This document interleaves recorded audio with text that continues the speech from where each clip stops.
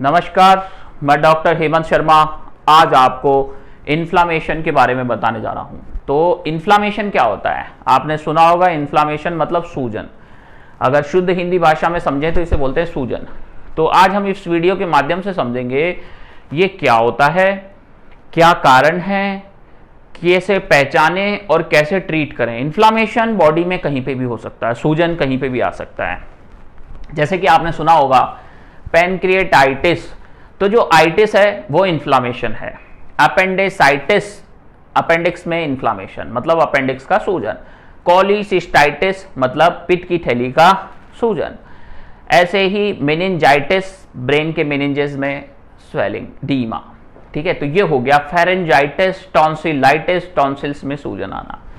तो बॉडी में जब भी आइटिस लगता है तो मैक्सिमम ये इन्फ्लामेशन इंडिकेट करता है। इन्फ्लामेशन मतलब सूजन का आ जाना, शरीर में सूजन का आना। तो अब सूजन आया है, क्यों आया है, क्या कारण है? तो कारण इन्फेक्शियस कॉज हो सकते हैं, जैसे बैक्टीरियल, वायरल, फंगल, प्रोटोजोअल। ये कोई ट्रॉमेटिक हो सकता है, कोई इंजरी हुई हो उसकी वजह से सूजन आ गया हो, इन्फ्लामेशन हुआ हो, या फिर कोई केमिकल चेंजेस की वजह से हुआ हो। ये सारी चीजें रहती है। या फॉरेन पार्टिकल्स हो, जैसे किसी ने आपको पंच मार दिया, आंखों पे सूजन आ गई, तो ये क्या हो गया, इन्फ्लामेशन हुआ। दांत टूट गया, गम स्वेलिंग, किसी ने पेट पे पंच मारा तो पेट में सूजन आ गया। आप कहीं से गिर गए, एक्सीडेंट हो गया तो वहां स्वेलिंग आया।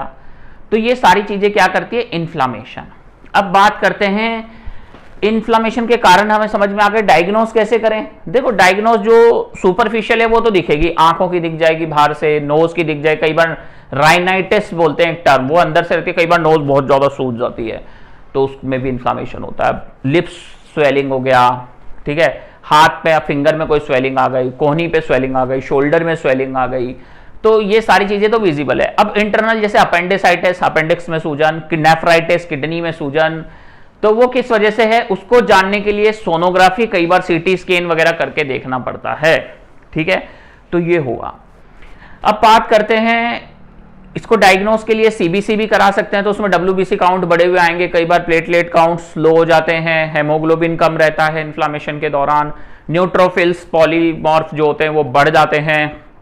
ये सारी चीजें हमें ध्यान रखनी है। लीवर किडनी फंक्शन देखेंगे, नेफ्राइटिस है तो किडनी फंक्शन डिस्टर्ब हो सकता है, कॉलीसिस्टाइटिस है तो लीवर फंक्शन डिस्टर्ब हो सकता है, तो ये सारी चीजें हमें ध्यान रखनी है। पैनक्रिएटाइटिस है तो सीरम अमाइलेज, लाइपेज डिस्टर्ब हो सकते हैं, रेज्ड हो सकते हैं।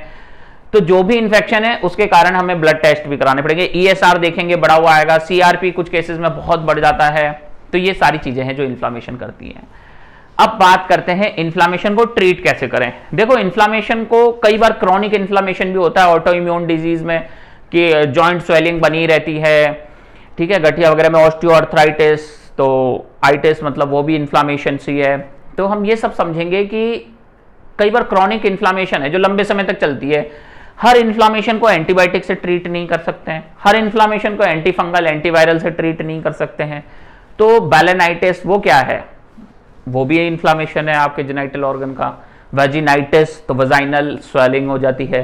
तो इन्फ्लामेशन ये सारी चीजें हुई जहां पे आइटिस लग रहा है।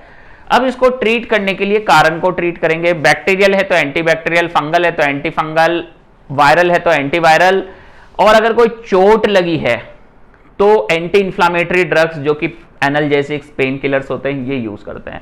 अगर ऑटो इम्यून डिजीज के कारण आपको सूजन आ रही है तो फिर उसको हम स्टेरॉइड्स शॉर्ट टर्म के लिए और फिर उसके बाद इम्यूनोमॉड्यूलेटर पे पेशेंट को शिफ्ट करते हैं। और अगर एग्जैक्ट ट्रीटमेंट आप जानना चाहें इन्फ्लामेशन का तो सबसे बेस्ट होता है डाइट, मसाज, हॉट या कोल्ड मसाज, हॉट या कोल्ड कंप्रेशन। ठीक है, डाइट, एक्सरसाइज, और आपको क्या पता है, न्यूट्रिशन एक इंपॉर्टेंट रोल प्ले करते हैं इन्फ्लामेशन को कम करने में, खत्म करने में। तो nutrition play major role.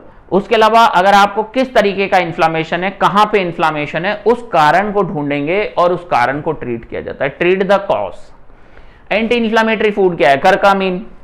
करकामीन is anti inflammatory. क्या है करकामीन, हल्दी, हल्दी में एक्सट्रैक्ट मिलता है करकामीन।